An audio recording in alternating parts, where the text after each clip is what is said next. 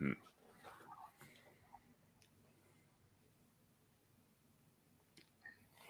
Well, hey there, everybody. Welcome, welcome. It's LinkedIn Live Monday. Nancy Fox of Fractional Connections. And guess what? I'm not alone today. You can see I've got a guest, and he's a great guy. I'm so excited about today's event for you because today we're going to have a great conversation with Larry Lamont. And I'll give you the story about how we met in a minute. But first, I want to tell you that today's it's really important for those of you who are fractional executives or thinking about it, if you're consultants, if you're service providers, and you want to really get a much deeper, better understanding about what it is that makes business owners hire you, engage with you, and really feel great about the decision that they made, today's going to be a great session for you and for us. Okay, so Larry Lamont, just give you a little backstory before I welcome him into the conversation. I met Larry, oh my goodness, I think it's close to 8 or 9 years ago. I met him in Seattle. I was giving a networking presentation to a networking organization in Seattle, and Larry and I met, and we have stayed friends all these years. But recently, Larry and I reconnected because he introduced a whole bunch of people who moved to the Los Angeles area. So I want you guys to know that if you think you're out of mind, you're not in people's minds years later, you're wrong. Larry remembered me, introduced me to some great people, fractional executives too. And I'm excited to introduce to you Larry Lamont, who is the founder and CEO of Recapture It. And he's going to tell us about his business in a minute. Hey, Larry, how are you today? Hi, Nancy. I'm very well, thank you. And I appreciate that rather rich and detailed introduction. That was fantastic. So thank you. And you are really the networking fox, you know. I mean, I see your book over your shoulder there, and that's the way I've thought about you always, because we met actually on LinkedIn prior to meeting in Seattle, which I thought was just, oh my goodness, I forgot that. Yeah, wow. So here you show up on the roster of our meetings, and I saw the name. I'm like, Nancy Fox. There can't be too many of those that do this. She's got to be coming up from LA. And I thought, fantastic. So then I got to meet you, and like you said, we've stayed friends ever since. And you are one memorable person. So kudos to you for that. Well, thank you so much. That's really, I'm going to blush. But more importantly, I want to tell you that I'm very excited to have this conversation with you today. If you guys are live, by the way, give us a shout out so we know that you're here with us, because it takes a few minutes for the attendees to show up on the list, but we're going to be watching for you. And if there's some questions at the end, I'm sure Larry will answer them, or you can post them when we post this video live on my LinkedIn page. You have an opportunity to ask questions, and Larry, I'm sure, will be generous and answer your questions as well. And definitely connect with him. We'll give you all the details at the end. So Larry, tell us a little bit about the start of Recapture It, and then we're going to dive into the whole conversation about how you started engaging fractional executives. Gotcha. Okay.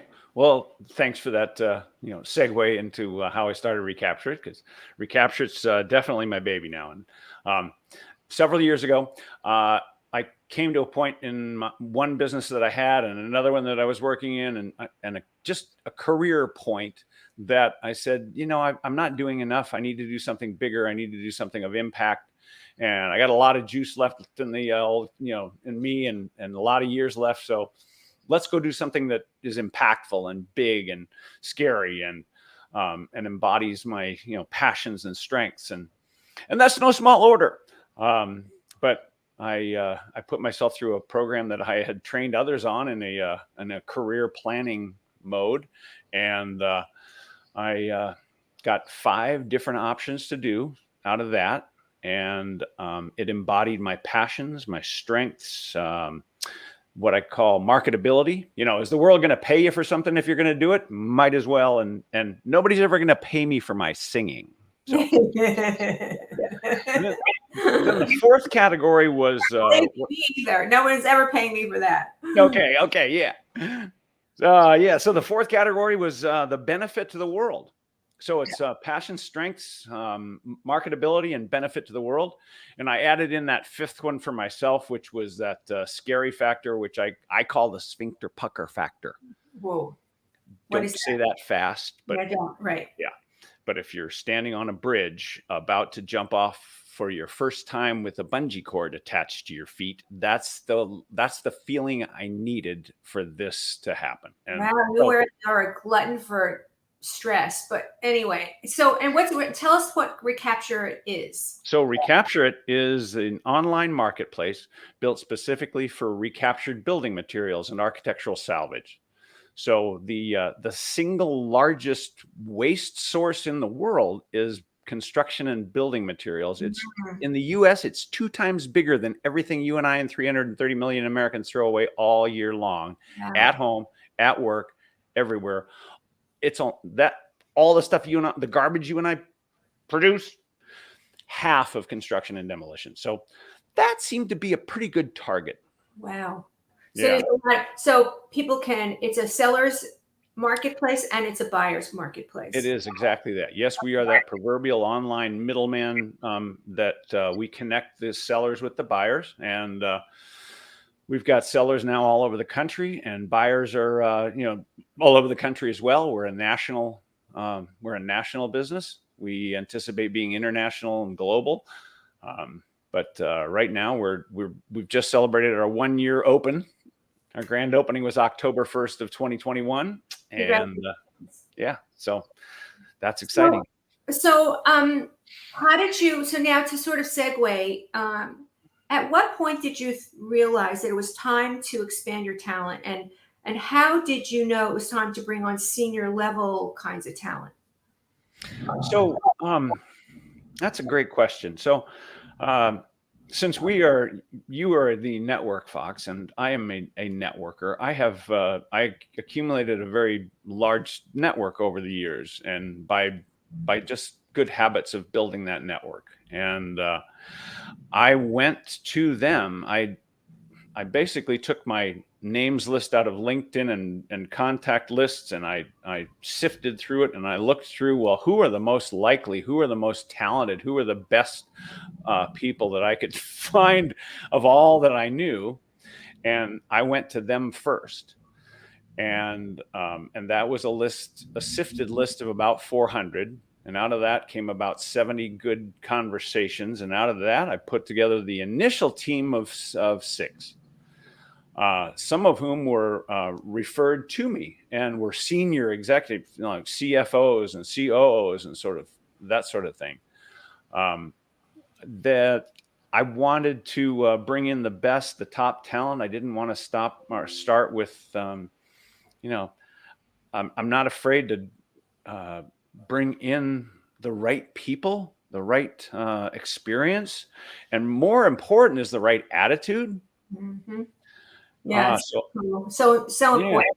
The right personality, the right attitude, the right mindset. Exactly. And did you bring these folks on full time, or were some of them fractional and some of them full time? Well, I didn't really get to the true fractional model as you're talking about here until later, because what we did was this is not my first startup. I've done 6 other businesses from scratch, so I picked up a few tricks along the way. Yeah. Okay, got it. And one of the things was that I ask a lot of questions up front now that I didn't ask in my earlier businesses, and some of which I was just a face plant on the concrete kind of a thing. So I asked better questions now. And one was, I didn't like the way that equity was split up. It seemed rather arbitrary. And I had one exceptionally clear example of that in another company that I advised for. There were 2 people that had 15% of the company. One of them was out working, was working every day. I mean, he was just gritting it out 50 hours a week. Another one was out playing. I'm like, how's that work? They both have the same percentage. They're both, and yet he's working his tail off and this guy's just pretty much doing nothing. I'm like, how's that work? Well, that's pretty common actually. So I put in 2 words into Google: dynamic equity. And I found a program that allows you to gain equity by virtue of your inputs of value, time, money. You could put money in, you Wow, could put interesting. time in. Very interesting. You could value say if you were a salesperson and you had a sales, clients list, you could put a value on that and put it into the company. I thought that was just fascinating, and it was all built out. It had a suite of lawyers that were specialists in it. It had all the documentation, and I thought, well, that's a good way to start. So I was able to bring in. What's the name of the company? What's the name of that service? It's called Slicing Pie. Slicing Pie. We're going to put that in the links, in the comment links for everybody. Okay, so Slicing Pie. Okay, very cool. As so slicing getting your piece of the pie, that's where it came from. So yeah, its founder's name is Mike Moyer, and that was a godsend. That helped us get through COVID. I'll just put it bluntly. That helped us get through COVID because we could all be working and putting in 5 hours a week or 50 hours a week, but it didn't matter because you got equity based on your inputs of value. So I was able to bring in really top level people, director level, C-level people to our company in the early days. And we all got what we deserved. And so tell me a little bit about how then the fractional approach to talent entered into your purview, into your vision, into your space. How'd you get to notice that, and what made you attracted to that? I like I said, I've learned a few things along the road and some difficult lessons. And one of them is that I look for things to fit what you need right now.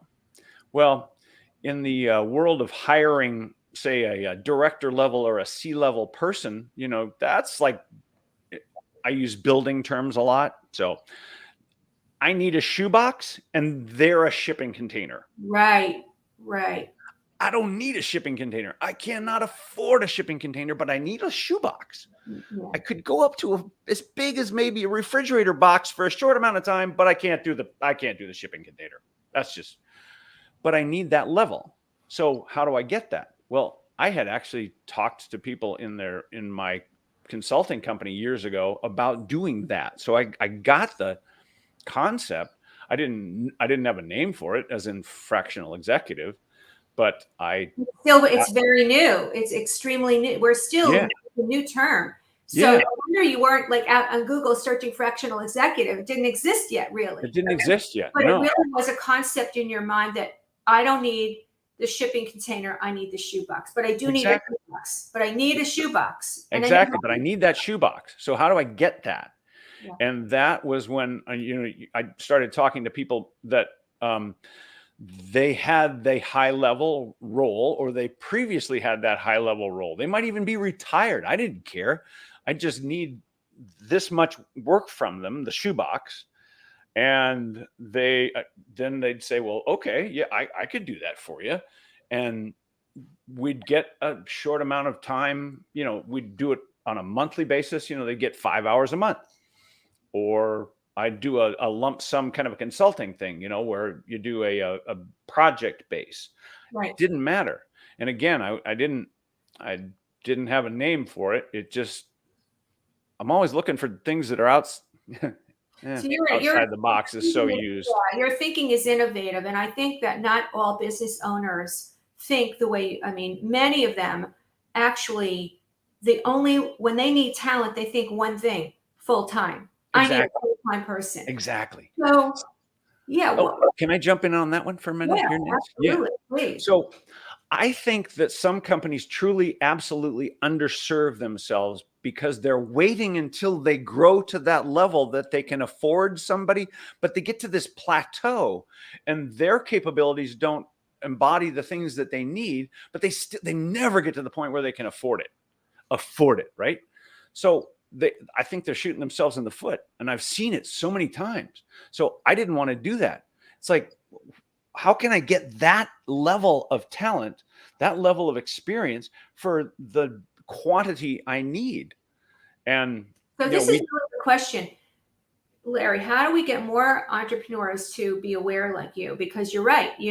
If so many of them are so used to thinking the way you do, you just said, which is, I'll wait till I get to here and then I'll hire somebody. How do we get more business owners to be open and aware about this opportunity? You came to it by creative thinking, because nobody said, you didn't go into Google and say, oh, I've heard about this fractional executive thing. And actually it's not surprising because it's still so new. We in our fractional executive community know about it, and we are working on broadcasting and educating.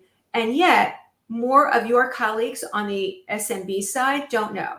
So how do we get that message out? How do we get the word out? How do we get them to make the right decisions about hiring the right fractional executives, onboarding them? Were there some challenges in the onboarding process for those people? Were they, say more about that. Yeah. Okay. There were problems on, let's say, both sides. One is the consultant side, or the fractional executive to be side, and the other is on the client side. And the client, as you've described, startups in particular, they think, well, when we get to here, we can get this big person to come into the mix. On the other side, I think that a lot of consultants have that. I call it the wide net. They want to attract a wide net, so they have a wide offering of things that they do often. Now, not everybody, of course, but a lot of them do. They say, well, I don't really want to miss anything. Well, if you go out and you say, well, I can pretty much do anything in marketing, and people are like, okay, well, I need some graphics done. Oh, well, I don't actually do the graphics work. Oh, okay. Well, I need some strategic planning. Well, okay, I don't actually do that, but so I saw this schism between the two, that they weren't communicating well to one another, and I still see that, and I think that's getting at the heart of your question there, Nancy. It is, and that you're speaking my language. You are preaching to my choir, and I keep good. Okay. All my clients. Okay. Your services. Focus. Exactly. Your expertise in this beautiful, magnificent packaged box, and go to the right people with the right stuff. Yep, exactly. So I know, by the way, to everybody listening, I did not coach Larry on this. He came up with that himself. So you're just speaking exactly what I say to everybody. Thank you for sharing that. Oh, I'm not surprised we're on that same. No, that's right. So in this process of, you hired, how many fractionals did you actually hire so far? We currently have one that we're using right now, but we have HR that is slated to be brought in very soon. We've looked at a C-level marketing role. We are moving our CFO currently into a traditional COO role. Yeah. Sort of being the company manager and all of that, and allow me to do the things that I need to do more in the vision and the network. So we will hire a fractional CFO to take over that portion of the financial part of the business that he did and he built. So we're going to use them all the time, every time we can, because it just makes sense. I don't want to bring on somebody at a large paycheck if they're not fully utilized. That just makes no sense. And now, at this point, it doesn't make sense. And do you find that the fractional talent that you have so far engaged is working well? What do you like about how it's working, and what would you change? Yeah, well, there are, of course, pluses and minuses. And one, the plus is you get the experience, you get the higher level thinking, you can find some amazing talent. It's not just experience, it's not just years, it's accomplishments, it's in intellect, they've amassed a huge network, and they've just no resources. No, it's remarkable. That's why I love this community. It's amazing. So you're getting, okay, so they're $400 an hour or whatever they are, right? But you get all of that in condensed blocks of time that you get to choose how much it is. If it's once a quarter or once a week or once, or 10 hours a week or whatever it is, you get to select that. So that's a beautiful thing. The other thing is that on the downside, and I don't really see it as a big down, but then there's the scheduling, and there's you have to make sure that person is you communicate with them, so that they're up to date, and that it's not oh, well, I didn't really know that was happening, or I didn't know you had this going on. So then they don't have the whole context that they have to operate in. So it's really important to have good, strong communication lines going. Yeah. And if you don't, and even if you do, sometimes that breaks down a bit. So it's not like you're every day running into one another in the hallway. Right. So I guess that's the downside. The parameters, the communication has to be very strong. Mm-hmm. And if you were going to give one really big piece of advice to the fractional executives or people who are looking at becoming fractional executives, what piece of advice would you give them in order to attract clients like you, to satisfy and to delight clients like you, and to make them want to work with you more? I just had this conversation with a young woman about 3 weeks ago, because she was struggling with that very question. And I said, do what you do best.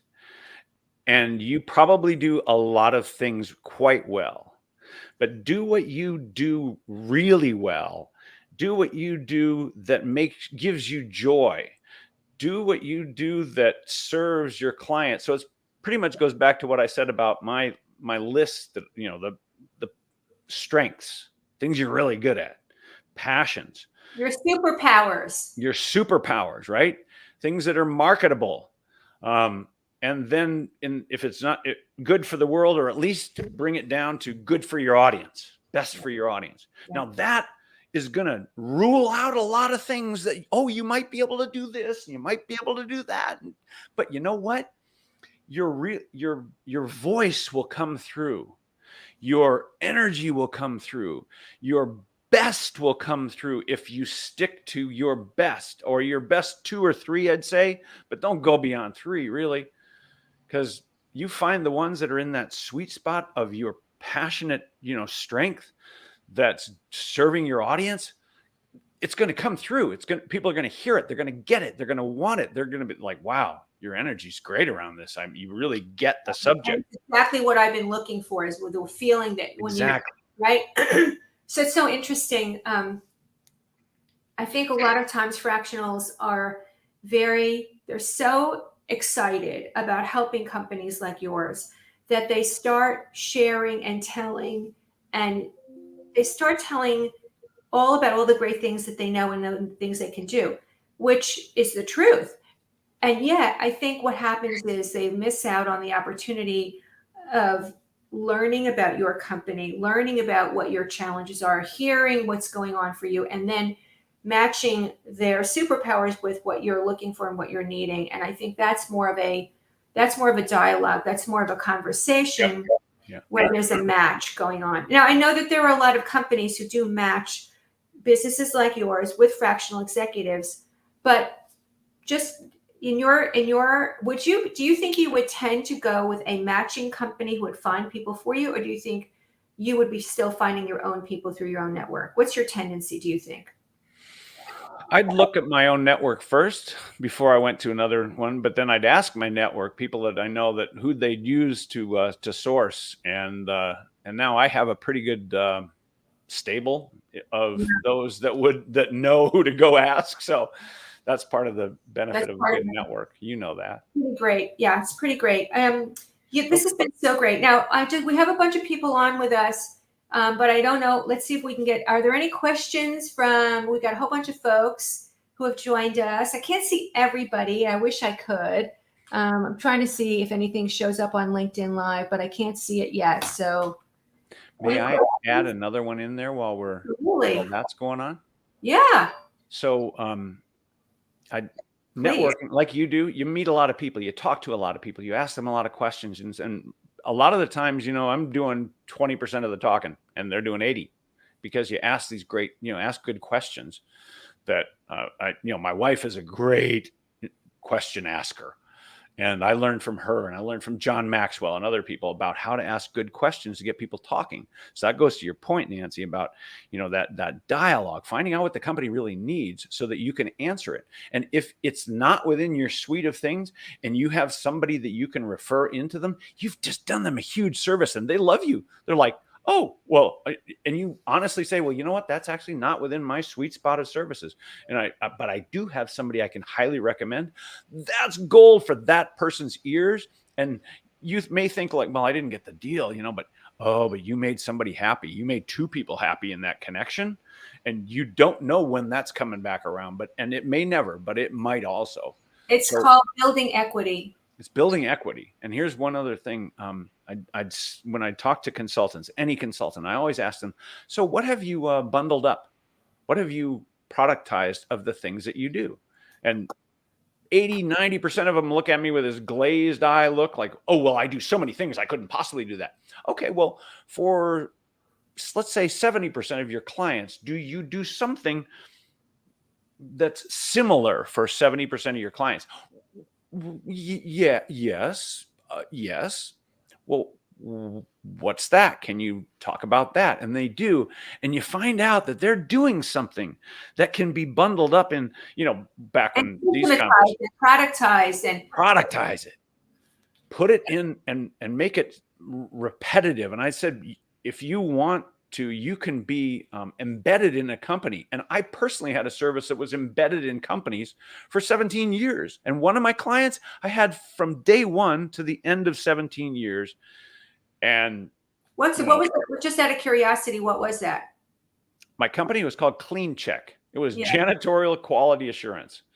Because I'm a buildings guy. So my background's in architecture and construction and so forth and facilities management. And I built this company that got better janitorial results for higher end clients, high end restaurants, churches, hotels, that sort of thing. So interesting. I think a lot of fractional executives and consultants who are looking to become fractional executives have within their sitting in their computer, sitting right there, a way to actually systematize and offer repetitive services as an addition to their leadership offers to their clients. They don't realize it. One of our, a great example is one of our fractional sales executive colleagues offers CRM implementation services. So on a regular, those are the kinds of things you can really ongoingly offer to your clients as support to the strategy and the leadership that you're bringing to them. So we have a question from Bruce. Categorization of fractional executives as consultants is inaccurate. That's correct. They're not the same. That is absolutely the truth. Many consultants, just to respond to Bruce's point, consultants are now considering adding fractional services to their offer. And it's different because you're bringing leadership and on the ground services to the client, such as you. Consultants usually go in and analyze and assess and give advice and leave, right? Yep.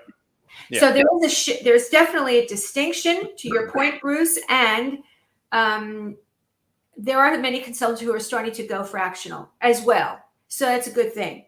Yeah. So, is there any last anything? Well, you added your last point. Anything else you want to tell us about your business? You want to just give us the URL for your business, and we'll post it in the comments. Sure. Where can people find you? I will put it in the chat for you. Is that where you would like it? Let's see. Where is the chat? Can I spell it? There it is. There's the chat. Let me see if I can recapture it. recapturit.com. We're going to post it in the links at the end of the video when we post this on LinkedIn. And Larry, any final things that you want to share with us today about your business, about what you've learned? Any final tips for us? Well, yeah, a final tip would be to, and it's an extension of what we already talked about, but clarify what you're offering, keep it simple, and think of the entirety of the company you're serving, the accountants and the bookkeepers, things like that, everybody that you're serving, so that you make it simple for everybody, so that you never get a whisper of discontent about your service. Oh, they bill strangely, they're late, it's different every month, it's this, it's that. You don't want that. You want everybody talking about, oh, those guys from XYZ, those gals from XYZ, oh, they're awesome. That's, you want to be very, very, you got to have everything buttoned up and clean so that when you go in, it's really packaged in a very understandable, succinct way. Great advice. Thank you so much for being with us today. It has been such a pleasure. And I'm really excited because this is not the last conversation I'm going to have with you, because you have a lot of great advice for us. We're going to, and also to make sure you link with Larry on LinkedIn. What's your LinkedIn profile? Oh, I'll put that in there too. Yeah, put that in the chat too. Okay.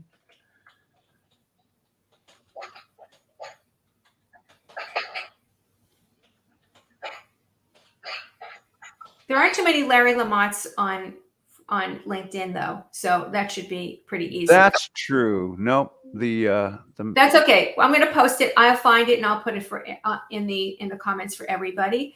And also for anybody that is on today, if you have not linked with me on LinkedIn, please do. We've got so many amazing things coming down the pike from Fractional Connections. The first thing is link with me on LinkedIn. I'm Nancy Fox Fractional. So, because I do have a very common name, Nancy Fox Fractional. And every month we have a monthly virtual speed networking event. The next one is November 10th. If you haven't registered, it's free. And it's the most powerful hour you will ever spend networking, because you'll meet some great people. You'll be able to share. If you're a business owner, you'll spread the word about your business, and great fractionals will get to meet you and pass the word along, use your products, and you'll get to meet the great fractionals. So there's that coming up. And then very exciting, coming in January 2023, we've got a new community coming. So very excited about that. All right, you guys, thanks. It's a little bit longer today, but thank you for being with us, Larry. So happy you were able to join us.